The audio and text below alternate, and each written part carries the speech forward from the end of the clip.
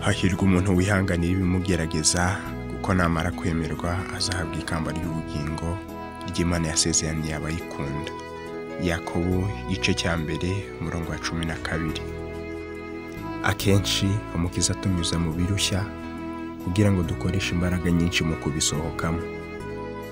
Ubugiraneza bwe bujya bwemera ko ibigeragezo byihariye bitugeraho kugira ngo kwihangana no kwizera kwacu bigeragezwe.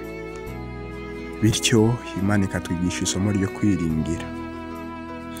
Ibishaka kudusobanurira uwo dukwiriye guhungiraho kugira ngo aduhe ubufasha n'imbaraga igihe tuzikeneye.